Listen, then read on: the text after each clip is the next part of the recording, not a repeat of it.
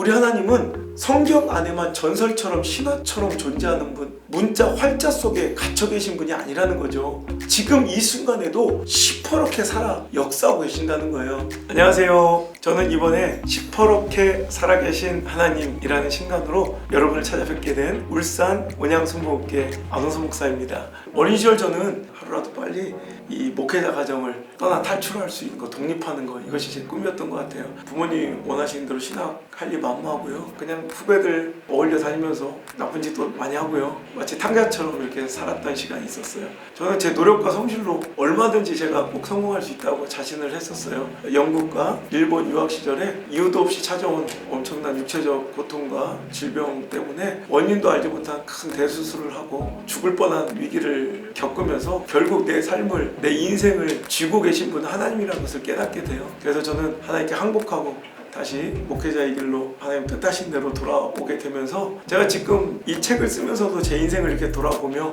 느끼는 결론은 그거예요. 야, 어떻게 내 생각대로 된 게, 내 뜻대로 된 게 이렇게 하나도 없을까? 내 주변을 지금 돌아보면 어렸을 때부터 꿈꿔오던 내 삶, 내가 계획하고 예상하고 내가 생각했던 그 모든 것들이 이루어진 게 하나도 없어요. 그런데 생각해보면 그래서 너무 감사하고 그래서 너무나도 행복한 하루하루입니다. 내 뜻과 내 계획, 내 생각이 깨어지면서 그것을 통해서 이루어진 내가 꿈꾸지도 못했던 그 놀라운 축복, 수준이 다르고 차원이 다른 이런 존귀한 삶을 살게 되면서 늘 감사하고 있어요. 우리가 인생의 다음 스텝을 결정할 때마다 그 선택과 결정에 가장 큰 영향을 미치는 요소들이 무엇일까요? 가능성, 통계, 상황, 처지, 내 감정, 이런 관계들 아니겠습니까? 근데 저는 그 모든 것을 배제한 채 제 인생의 발걸음 인도한 것은 딱 하나, 하나님의 콜링, 하나님의 부르심에 펄떡펄떡 뛰는 그 사명에 심장소리 하나 나침반 삼아 정말 낯설고 한 번도 순복음교회가 세워진 적이 없는 그 마을에 홀로 총각 전도사가 개척을 하게 된 것입니다. 그때 제가 하나님께 가장 먼저 기도하고 서원했던 것이, 하나님, 저는 이제 주님의 종입니다. 그러니 이제 주님께서 보내주신 양의 젖으로만 내 배를 채우겠습니다. 어떤 인간적 도움도 10원도 받지 않겠다고 스스로 결단하고 하나님께 서원합니다. 제가 원래 굉장히 의지하는 걸 좋아하는 사람이에요. 그래서 아예 시작부터 그렇게 배수의지를 치고 이제 인간적 도움을 받지 않겠노라 이렇게 서원을 하고 목회를 시작했습니다. 이 신뢰가 필요한 것 같아요. 목회자는 주회를 할 때는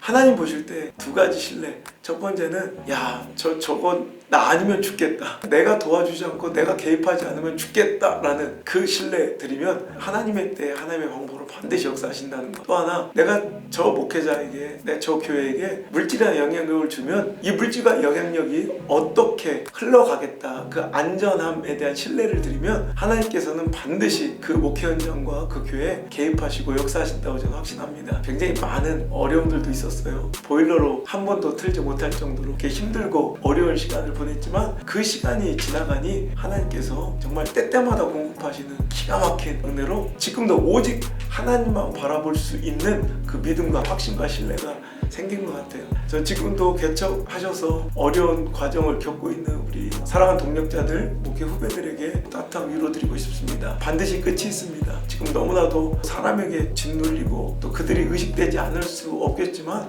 분명한 것은 그때에도 시퍼렇게 살아계신 그 하나님만 두려워하면 그 다음부터는 세상과 사람이 두렵지 않죠.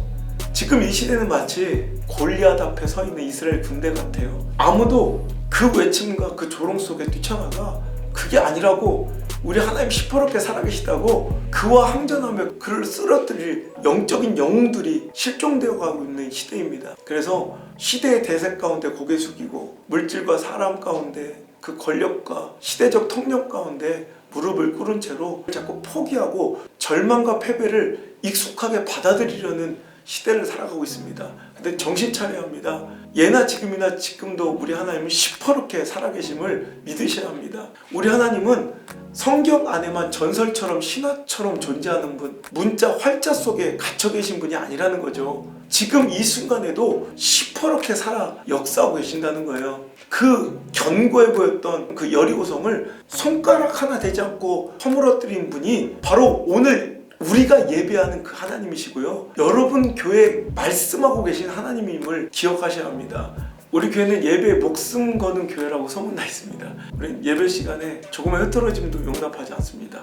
저는 그래요. 이 원칙이 있습니다. 학생들이 교장 선생님 앞에서 할 수 없는 일이라면, 우리 부모들이 학교 담임 선생님 앞에서 할 수 없는 일이라면, 혹은 대통령 앞에서 할 수 없는 행동이라면 저는 예배 시간에 하나님 앞에서 해서는 안 된다고 저는 확실하게 믿습니다. 우리 교회뿐만 아니라 집회에 가서도 그런 것에 제가 아주 단호하게 저는 책망하고 또 가르치고 질책합니다. 요즘 아이들은 다 그렇다고 자꾸 치부해버리는데, 아이들 5살짜리도 6살짜리도 가르치면 알더라고요. 다 배워서 알아요. 그러니까 예배에서도 승리하지 못한 사람들이 삶의 예배에서 승리할 수 없다고 생각합니다. 예배를 인간적인 기준과 잣대에 딱 맞춰놓고 거기에 깨맞추는 예배가 아니라 하나님께서 기뻐 받으실 그 예배에 우리를 다 헌신하고 내 자아를 깨트리고 나를 제물로서 드리는 행위가 예배인 것이죠. 요즘 자녀들이 예배 시간에 나와서 그냥 완전히 반은 눕듯 누워서 스마트폰 번호 있는 것도 나와 앉아있으니 얼마나 감사하냐 뭐 이렇게 안위해버리는데, 저는 그건 아니라고 생각해요.